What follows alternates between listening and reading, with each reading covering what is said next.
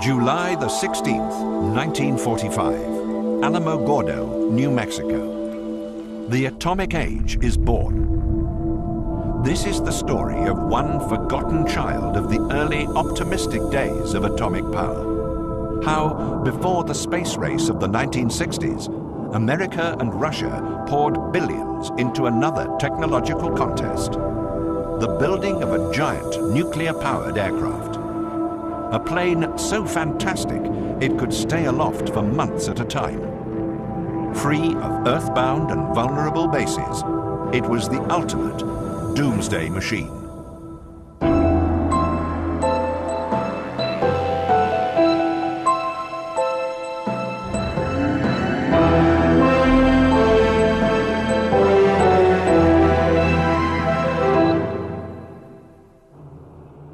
Today, atomic energy is mistrusted, even feared. But for a time, just after World War II, things were different. The American public was gripped by a happy nucleomania. There would soon be electricity too cheap to meter.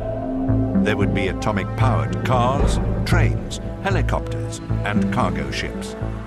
Well, the public perception about nuclear power right after the war and for probably 20 years thereafter was very positive.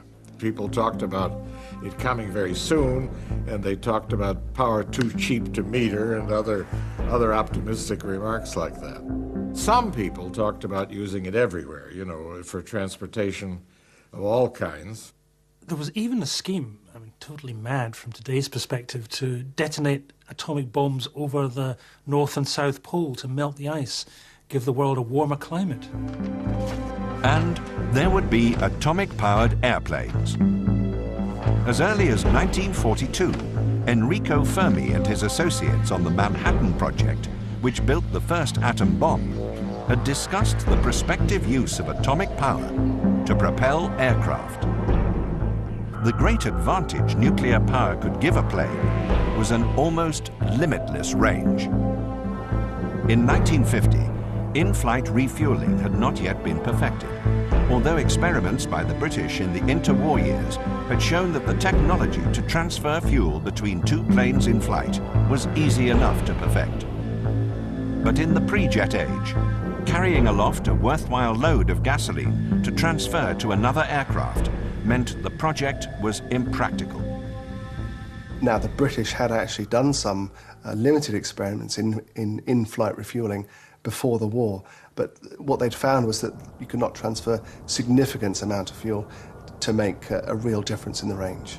World War II was fought without in-flight refueling. US B-17s and B-24s operating over Germany were massacred because fighter escorts, with their short range, could not fly with them. Only when fighters like the Mustang became available, specially equipped with long-range fuel tanks, could daylight bombing raids be carried out over Nazi Germany without huge losses. The operating range of aircraft was a major and continuing concern to the American military. In 1937, the Army Air Corps commissioned the Lockheed P-38 Lightning as a long-range fighter interceptor to operate mainly over the Pacific. When it entered service in 1941, the P-38 had a range of 700 kilometers. America had to fight wars like no one else. They had to fight over the Pacific. That meant it needed aircraft with immense range. They also had to fly safely. A single-engine fighter was at risk. If the engine stopped, the plane went down into the sea. You needed two engines. So that meant an airplane, fast, safe, twin-engined. That was the P-38. In 1944, the Army Air Force introduced the B-29 Superfortress, an aircraft with a range of 4,500 kilometers, capable of bombing Japan from island bases in the Central Pacific. World War II also saw the development of technology which would solve some of the problems that had hindered American pre-war civil aviation. Bigger and more efficient engines and airframes would allow civil airliners, for the first time, to traverse the oceans without stopping to refuel. All these developments seemed to usher in a new age of opportunity in which everything was possible. Yet these developments were dwarfed by an entirely new set of problems and challenges. The Cold War, although only just beginning, was set to dominate American strategic thinking for decades to come. America needed a bomber to reach targets deep inside Soviet Russia. A bomber with a range of tens of thousands of kilometers. The answer lay with a radical new kind of engine. In 1946, under the leadership of General Curtis LeMay, the United States Air Force set up a program called NEPA, which stands for the Nuclear Energy Propulsion of Aircraft. This was to oversee the possibilities of designing and building a bomber that would be a nuclear-powered bomber. Just as the P-38 and the B-29 had provided the means with which to confront Japan in the Pacific, a nuclear-powered bomber seemed to be the ideal aircraft for any future conflict with Russia. The number one advantage, and really any other advantages derived from it, was the fact that they imagined that the flight duration could be greatly extended, almost indefinitely. Within a year, design work had begun on one of the most awesome weapons platforms ever proposed, an atomic bomber. In 1948, the head of the newly created Strategic Air Command was General Curtis E. LeMay. He had commanded the B-29 offensive against Japan in the Pacific. LeMay had a reputation as a confrontationist, what we might today call a hawk. Well, he was a general who really didn't particularly care for civilians. He was a fighting general from World War II. He had commanded bombing attacks in both Europe and in Japan. So he was a World War general with the kind of attitudes you would expect in a successful general from that period. Now, LeMay sought the ultimate bomber to counter the new Soviet threat, one powered by nuclear engines and capable of remaining airborne indefinitely. This would be America's principal weapon in any future world war. In military terms, setting it in the right historical context, this was a great idea, because what it meant was that you could build a bomber that was not constrained by the amount of fuel it carried. So you could have a nuclear bomber, nuclear-powered, carrying nuclear weapons, airborne, all the time, watching and waiting for the enemy.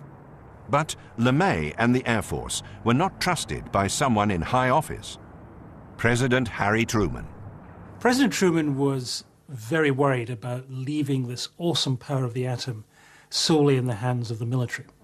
So he created a civilian body, the Atomic Energy Commission, the AEC, responsible directly to himself and the Office of the President.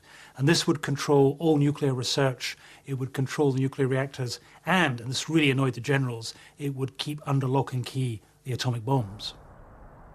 The Atomic Energy Commission identified a series of uses for an atom-powered aircraft. First, as a long-range bomber. Power from a nuclear reactor would theoretically allow an aircraft to fly for months without refueling, using only tiny amounts of uranium. Another possibility was the flying boat. The Atomic Energy Commission's pet team of academics at MIT thought that one of the prime candidates for a nuclear-powered aircraft was a passenger flying boat. In those days, air traffic was still very underdeveloped. There weren't that many big airfields could take passenger planes.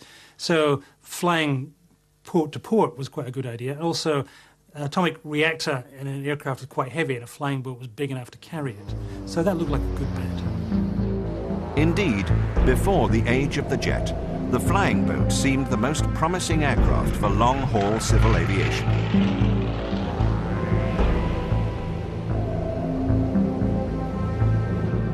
The design also allowed for more passengers to be carried in a greater degree of comfort.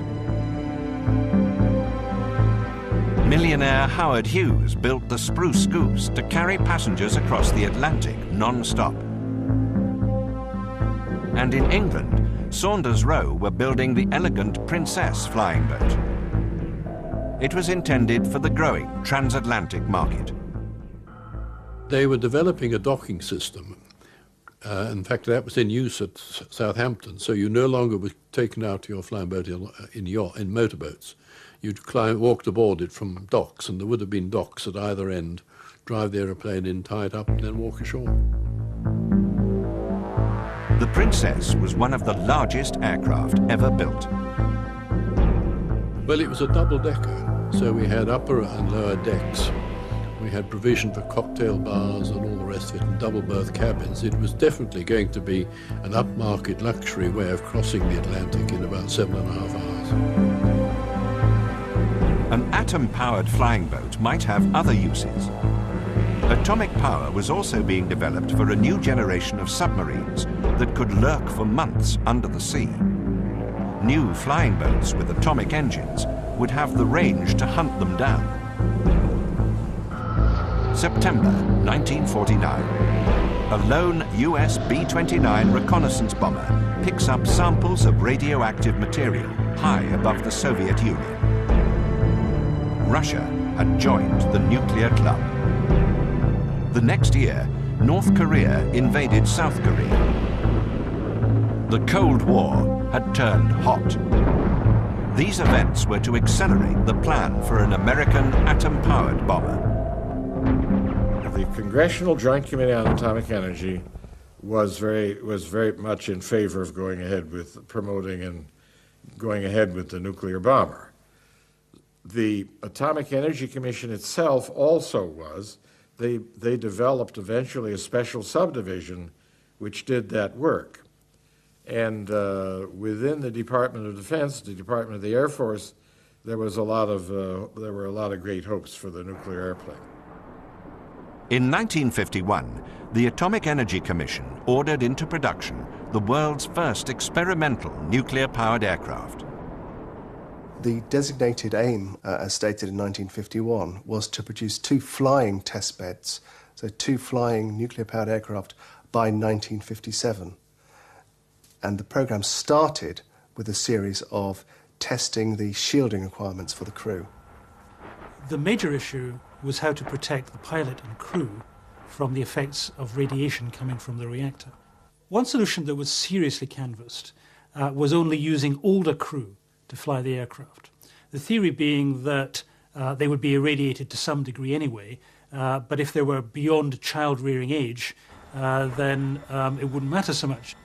You had to use all these tricks, like base it on uninhabited islands and things like that. Use old men for the pilots so that the effect of radiation on the gene, on the sperm would not get into children. They were going to have pilots, they called him the NEPA man. To gain experience in dealing with radiation shielding, it was decided to build a flying reactor before the atomic engines were ready. Well, they were talking about special aircraft because nobody knew how much it was going to weigh, but it looked like it was going to weigh an awful lot. So the US Air Force turned to its biggest aircraft, the mighty Convair B-36 bomber. The B-36 was the largest American bomber ever built. It had a wingspan of 70 meters and a range of 13,000 kilometers. At first, the B-36 was powered by 6 conventional propeller engines, but later versions saw the addition of 4 jet engines for greater speed and load carrying, giving rise to the phrase 6 turning, 4 burning. Aircrew called it the aluminium overcoat. The B-36 for the first time gave the American Air Force the capacity of what we now call global reach, global power. That is, that you can reach anywhere in the world with a bomber and influence events there through bombing them. In 1953, an ordinary B-36 bomber was selected as a testbed for the atomic bomber program. It was modified to carry a small reactor in the aft bomb bay. The reactor was not connected to the engines. A new nose section housed a 12-ton lead and rubber shielded compartment for the crew of 5, pilot, co-pilot, flight engineer, and 2 nuclear engineers. There were also water jackets in the fuselage and behind the crew compartment to absorb radiation from the reactor. After conversion, the aircraft was redesignated the NB-36, the N standing for nuclear. What they did was they took an actual working nuclear reactor and they put it in the aft bomb bay and they flew with it. And the point being, could you protect the crew from the radiation from a working reactor? The whole essence of this experiment was simply to test whether you could fly a nuclear reactor in an aircraft and not kill the crew through radiation while doing it. If you couldn't solve that problem, then it didn't matter whether you could make the engines work. No one would fly it. The first flight of the NB-36 with its atomic reactor was on September the 17th, 1955. The pilots christened their aircraft the Crusader. The tests proved that the radiation could be contained, provided there was heavy shielding. Atomic-powered flight was a step closer. But now, another problem had to be resolved. It was all very well flying with a reactor, but what happened if you crashed? Because of this danger, the Air Force took very special precautions. Flying beside the NB-36 on every mission was an Air Force transport plane carrying a platoon of Marines. The plan was that if ever the NB-36 crashed, the Marines in the accompanying aircraft would instantly parachute out, seal off the crash site from prying eyes, obviously to protect any nosy civilians. That could have been quite dangerous, and the Marines, being the Marines, they nicknamed this unit the Glow-in-the-Dark Brigade. Between 1955 and 1957, the NB-36 made 47 successful flights. The problem now was to get an actual working aircraft into the air. And the division of labour was that the Air Force would provide the airframe and the Atomic Energy Commission would provide the working engine. The planned propulsion system would weigh 80 tons. The whole nuclear engine unit, including the reactor, was to be built as a single module and removable for refueling and repair. The challenge now was to get an atom-powered engine to work in flight. An ordinary jet engine works by sucking in air through an intake and compressing it. This means that more of the oxygen required to burn the fuel is squeezed into the combustion chamber. The aviation fuel then burns with the oxygen, causing continuous rapid heating of the air. This heated air expands rapidly, creating thrust to propel the aircraft forward. A jet engine can attain great speed. However, there is a drawback. A fast jet engine is fuel hungry, yet the aircraft can carry only so much aviation fuel. That is why modern military jets are so dependent on in-flight refueling. But an atomic motor would solve this problem. The fuel-oxygen combustion process is replaced with the heat from the reactor, which lasts for months or years at a time. The theory of an atomic engine is very simple. In fact, it's simpler than a jet engine. You simply take the air and you put it into the reactor, which suddenly heats it up. It's not even a chemical reaction. The air just expands, pops out the other end, and pushes the plane forward. The theory was simple, but the engineering was not. The scientists at the Atomic Energy Commission came up with two competing ways to build an atomic jet engine. There were two main approaches to nuclear aircraft propulsion. One of them involved reactors that simply had longitudinal holes, and the air came in one end cold, passed through fine holes inside the reactor, became very strongly heated, and produced thrust coming out the other end. Well, the advantage of direct power is that it's simpler. There are almost no moving parts. The air goes into the reactor, passes through a lot of little holes through the reactor, comes out hot. So in principle, it's simpler. But this so-called direct cycle engine proved to have a major drawback. The downside to the direct cycle method is that it's very easy for the air passing through the reactor core to become irradiated, either directly if the shielding is weak, or if in the course of time with the heat and dynamic pressures the shielding begins to break down and the irradiated materials begin to flow out of the reactor core, in which case you are spewing dirty material out the back of the aircraft. That led the Atomic Energy Commission scientists to propose a second kind of atomic motor called the indirect cycle. The other approach was to have a reactor separate from the propulsion system, but on the airplane, of course, which would produce lots of energy, heat. Then that energy would be transferred from the reactor to a propulsion unit, a jet-like propulsion unit, through the use of hot liquid metals. The indirect cycle has the advantage that you avoid passing the air through the reactor. Therefore, you're going to avoid the problem of any irradiated materials exiting the plane.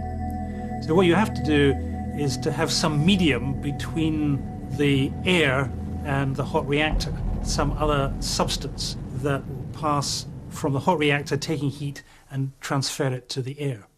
But that means a lot of plumbing, and it's very heavy, and it's difficult for an aircraft. There were now two competing atomic motors, the simple but more dangerous direct system and the safer but complex and heavier indirect system. In the race to build the first atomic engine, the General Electric company opted for the direct cycle, the simpler, though potentially dirty system. The Pratt & Whitney company opted for the indirect cycle, safer but more complex to engineer. While testing of the NB-36 continued and work on the nuclear engines got underway, General LeMay and the Air Force drew up plans for a real atomic bomber. 2, 1, 0. In the 1950s, the new technology of ballistic missiles was still in its development phase. Rockets were not yet reliably accurate. And there was also an aversion towards the pilots of the 50s becoming the so-called silo sitters of the 60s.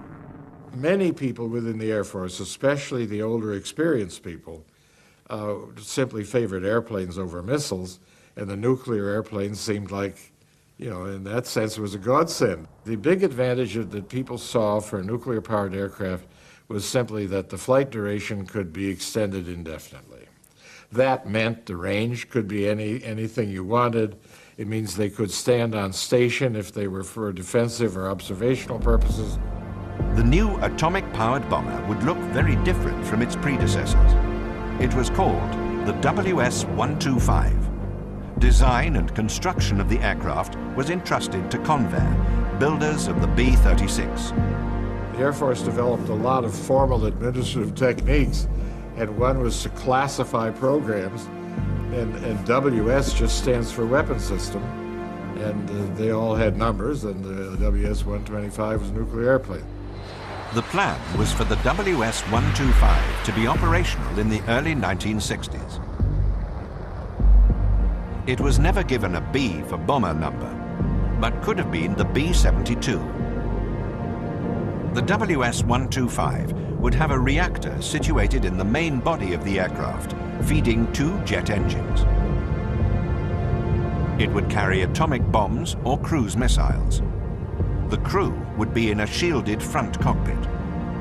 Operationally, the WS-125's mission then would be to stand off Russia, the Soviet Union, hanging around the Arctic Circle for days, if not weeks on end, ready to dash in and hit Soviet cities. This nuclear-powered air fleet would be limited only by the endurance of its flight crews. While work continued on the nuclear engines, the NB-36 testbed grappled with another problem: shielding the crew from radiation. The normal lead shielding used in atomic power plants was going to be too heavy to put in an aircraft. It would slow the plane down, making it vulnerable to fighter attack. The answer was distributed shielding, or shadow shielding. instead of having all the shielding in one place, you might have some of it around the reactor, but you might also have some around the pilots. In an earthbound reactor, you simply surround the reactor with lead, which slows down the various nuclear particles that are flying off. Can't do that on an aircraft because you need lightweight shielding. So what they decided to do was to sort out the different kinds of atomic particles that would be loosed off from the reactor, discover different kinds of shielding, lightweight shielding that would block each, and distribute around the aircraft these different kinds of shielding. Keeping the weight of the aircraft within manageable proportions now became the overriding priority of the project. The ANP continued to focus on the key problem, which was getting the weight of the whole system down. They did this in two ways. One was the divided shield concept, where they were continually trying different tweaks and different materials in order to improve the efficiency of that. The second way they looked at was decreasing the reactor size. The only problem with decreasing reactor size is that in order to keep the performance the same, you have to increase the temperature so that you end up with the same amount of thrust produced by the smaller engine. But progress on all fronts, engine, shielding, reactor power, was slow. And the atomic bomber now had a rival. The US Navy, always jealous of the Air Force, had started its own atom-powered plane project. What the Navy did is it went back to the idea of the original MIT team of the 1940s who talked about flying boats. So the Navy decided an atomic-powered flying boat would be a very good idea. It would be peculiar if nobody in the Navy thought about using a nuclear reactor for a flying boat, as long as the Air Force is thinking about it for something else. The Navy wanted a nuclear-powered version of the Martin Seamaster, the world's first jet-powered seaplane. But to defeat its Air Force rival, the US Navy also sought British aid. The British already had a giant flying boat capable of carrying the weight of a nuclear reactor, the Saunders Roe Princess. The US Navy Bureau asked Saunders Roe to provide a brochure study of putting a nuclear power unit into the Princess flyboat for use by the US Navy. And I seem to remember a sum of $50,000 being paid to us to do the work, which we did, and delivered not only a brochure but a model of the aeroplane. Dick Stratton was in charge of flight testing the Princess. The main thing was to install a nuclear reactor in the upper deck, which would feed hot gases to the inboard power plants. And the aircraft would take off on turbine fuel, and when it was up and away, they would then switch off the turbines and go over to the nuclear-powered turbines on the big inboard engines. And of course, it would stay up for as long as you wanted it to stay up. But the US Navy quickly abandoned nuclear-powered flying boats in favor of another nuclear-powered weapons system, the atomic submarine. The great advantage of the nuclear-powered sub was that you could use the heavy lead shielding in the submarine. Weight was not a problem, and therefore you could also carry a much bigger reactor, and you could shield the crews of the nuclear submarine so it, like the proposed nuclear bomber, could sit undetected underwater off the coast of the United States even to fire its missiles, or off the coast of Russia to fire shorter-range missiles, or indeed almost anywhere in the world to provide that independent and safe nuclear deterrent. The two projects, the Air Force's atom-powered plane and the Navy's atomic subs, were now deadly rivals. One of the inspirations the Air Force had for building a nuclear airplane was that the Navy had a nuclear submarine, and they weren't about to be left out in this high-tech propulsion area. But the reality was that the atomic bomber program was in crisis. In 1956, there was some good news and some bad news for the atomic-powered project. General Electric Company at last managed to get a nuclear-powered jet engine prototype working. But the bad side was that the thrust produced was nowhere near enough to lift the whole system off the ground. The Air Force and General Electric now sought more money for the atomic bomber program. But they were to run up against an unexpected obstacle. President Dwight D. Eisenhower. President Eisenhower, as a military man, was very suspicious of the military-industrial complex, and always suspected that these kind of companies were pushing projects too far and too fast just in order to gain big contracts. His Deputy Defence Secretary then ordered a stop to the X6 and WS-125 programs in the view that they were just far too ambitious. And I think that was a realistic assessment. So he ordered those programs stopped and ordered the agency to concentrate on trying to get the engine right. As a result, the NB-36 flying reactor made its last flight on March the 28th, 1957. It was decommissioned at Fort Worth in late 1957. It was scrapped several months later, with the radioactive parts being buried. It looked like the atom-powered aircraft project was grounded. But then, on December the 1st, 1958, Aviation Week magazine, America's most authoritative defense journal, splashed an amazing story. The Soviet Union had flown an atomic-powered bomber. In fact, Russia had been working in secret on a range of nuclear-powered aircraft for many years. There was one really wild project they had in the early 50s for a flying boat that weighed 1,000 tons. But the real emphasis of the Soviet military was to keep pace with the Americans and build their own version of a nuclear-powered bomber. The Soviets already had a long-range strategic bomber. In the West, it was known under its NATO code name, the Bear. But the Bear was too slow to penetrate America's new missile and fighter defenses. Now it appeared Russia was developing a nuclear-powered alternative. It was called the M50. Its NATO code name was Bounder. But how could the Soviets have overtaken America in nuclear-powered planes? The Soviet researches into nuclear-powered aircraft paralleled the American ones. They had the same problems to confront. The weight of the reactor, the shielding, and they came up with much the same kind of solutions. The Russians went down the distributed shielding route as well.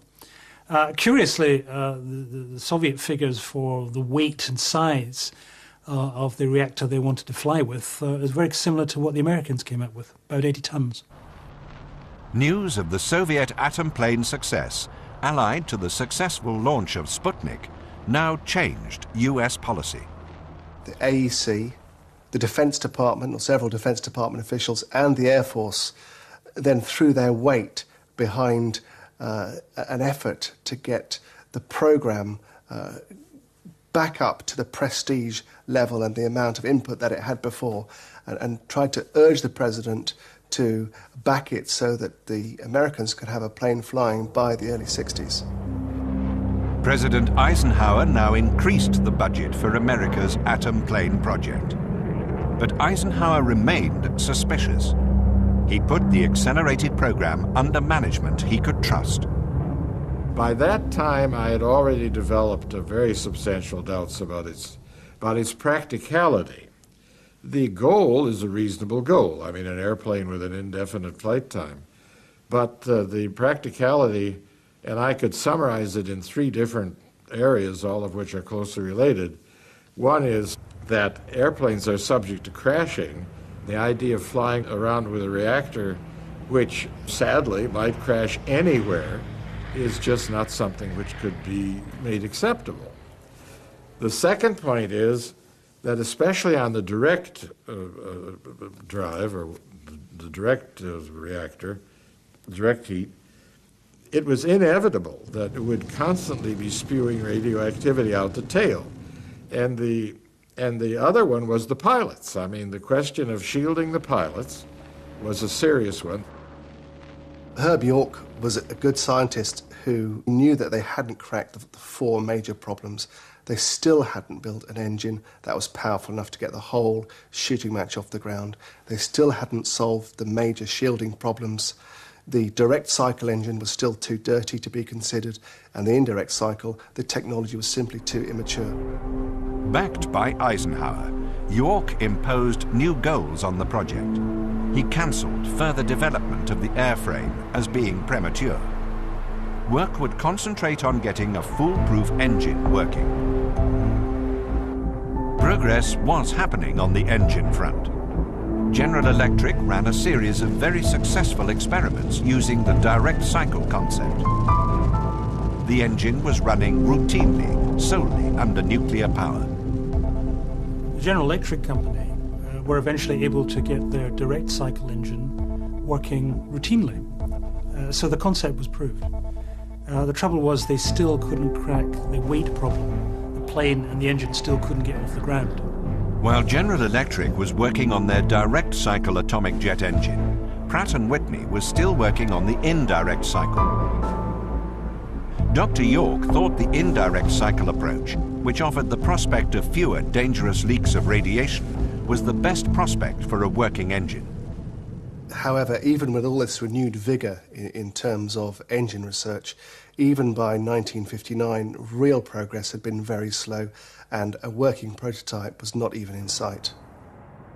In 1960, the political picture changed again. John F. Kennedy was elected President of the United States, beating Eisenhower's Vice President Richard Nixon. Kennedy had accused the Republican Eisenhower administration of allowing the Soviet Union to overtake America in technology and military strength. Was Kennedy going to restart the WS-125 project? During the presidential election campaign, Kennedy blamed Eisenhower for allowing America to fall behind Russia in military terms. He blamed Eisenhower for what he called the missile gap, that Russia had more ballistic missiles than America, and also for the bomber gap.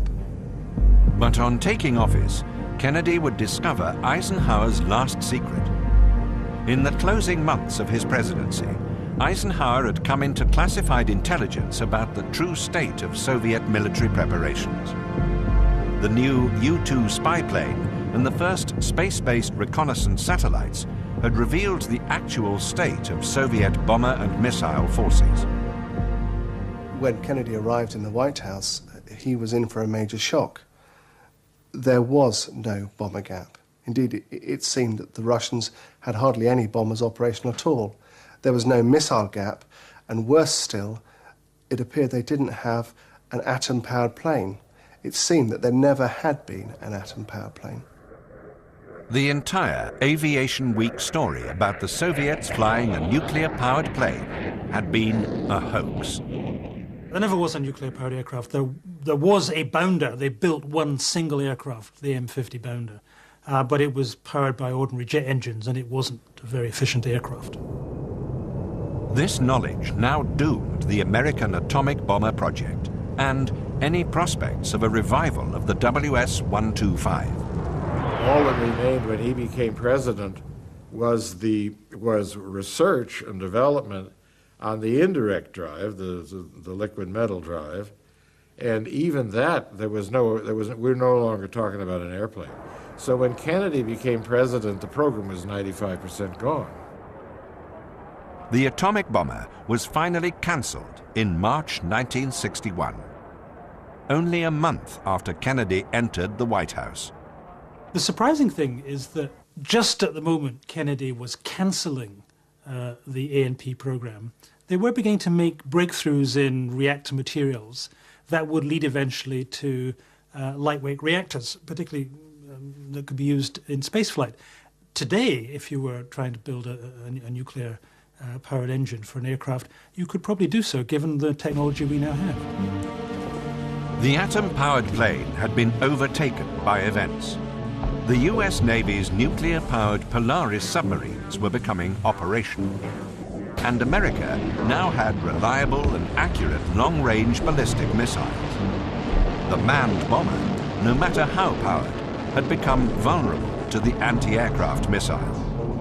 America's flirtation with atom-powered flight was over. But the story of the nuclear-powered bomber had one last secret to give up. The very biggest of all. In the early 1990s, it was revealed that the Soviet Union had flown an atomic-powered aircraft as early as 1961. Everyone was dumbstruck after the fall of the Iron Curtain to discover that, after all, the Russians had flown a nuclear-powered aircraft. They flew it 40 times.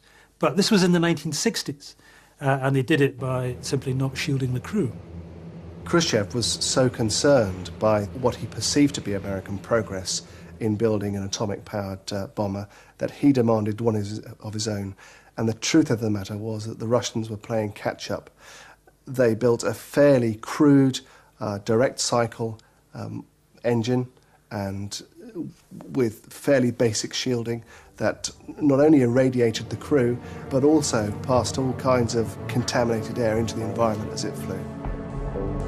The Russians chose the Bear as their test plane. It was powered by 2 conventional turboprop engines, but it also had 2 experimental direct-cycle jet engines. These were powered by a reactor installed in the main fuselage. Some 40 nuclear-powered flights were conducted between 1961 and 1969, with test pilot E.A. Gurianov at the controls. I actually have a letter from test pilot Gurianov. He writes, "We had all been irradiated, but we ignored it. Of the 2 crews, only 3 men survived, a young navigator, a military navigator, and me. The first to go, a young technician, took only 3 years to die." The problem of shielding the crew from radiation in a nuclear-powered aircraft has never really been solved. But the underlying ideas behind the NB-36 project continue to influence American military research. Whenever you spend money on high tech, there's always the possibility and usually the reality of some useful fallout. In April 1961, the month after Kennedy cancelled the manned nuclear-powered bomber program, a contract was awarded to the Chance Vought Aircraft Company to build an atom-powered cruise missile. With no crew involved, it would not require heavy shielding. The new weapon was to be a direct-cycle nuclear ramjet. Just as I was leaving the directorship at Livermore, we took on the responsibility for the reactor design for the nuclear cruise missile. The cruise missile is just a pilotless airplane. You got this direct drive engine. It's just like, it's you know, there are a lot of parallels between it and a nuclear airplane, except since it didn't have a pilot, the shielding problem was not the same. The new missile was called SLAM. Chance Vought got as far as building a 1/3 prototype of the SLAM. The final design for the SLAM would be a missile that was 65 foot long. It would be fired up to high altitude to get as far as it needed to go. It was indeed a missile that would have infinite range, being nuclear-powered. But then it would drop down to 100 feet and be going at Mach 3, so this thing was absolutely unstoppable. As well as releasing nuclear bombs, the Livermore scientists considered using the reactor itself as a lethal nuclear device which could irradiate enemy territory. It was the ultimate doomsday weapon. You run it close to the ground, it fries everything. I mean, on top of it. So there, the radiation was an advantage rather than disadvantage. By 1964, SLAM was ready for flight testing. But politics was again to intervene. Kennedy and Khrushchev faced one another over Cuba, and the world came close to nuclear annihilation. In the aftermath, Kennedy and Khrushchev signed a nuclear test ban treaty. I think the death knell of the nuclear-powered aircraft and the nuclear-powered missile came with John Kennedy. He was looking towards an accommodation with the Soviets. To have gone into that kind of nuclear technology would have been a provocation. And after the Cuban Missile Crisis in 1962, the general public knew how close they'd come to nuclear war. The SLAM program was terminated in 1964, but the onboard guidance system developed for SLAM was later utilized in the conventional cruise missiles that are part of today's arsenal of US weapons. In the end, the nuclear-powered aircraft was killed by simpler, cheaper technology. I mean, even in-flight refueling, which is routine these days, robbed it of the advantage of being able to fly forever. and the ballistic missile, which can hit a target on a postage stamp, or the cruise missile with its accuracy. That did away with the need for a big bomber. But the dream of nuclear flight may not be over. In 2003, it was revealed that the United States Air Force Research Laboratory had funded 2 studies on nuclear-powered versions of the Northrop Grumman Global Hawk. The Global Hawk is an unmanned aerial vehicle, or UAV. Its principal role is as a long-range, high-altitude reconnaissance platform. It is designed to fly from the United States to any hotspot on the Earth, and then circle for days at a time, sending data back to base. The plan now is to give the Global Hawk a flight endurance of several months. Has the technology that created the NB-36 at last come of age? Will the day come when nuclear-powered UAVs cruise the skies for months or years on end? This was the dream behind the original atomic bomber, the WS-125. One of the planes that never flew. At the same time, next week, Planes That Never Flew focuses on America's first jet fighter. Next tonight, the battle for Manchuria in Battlefield.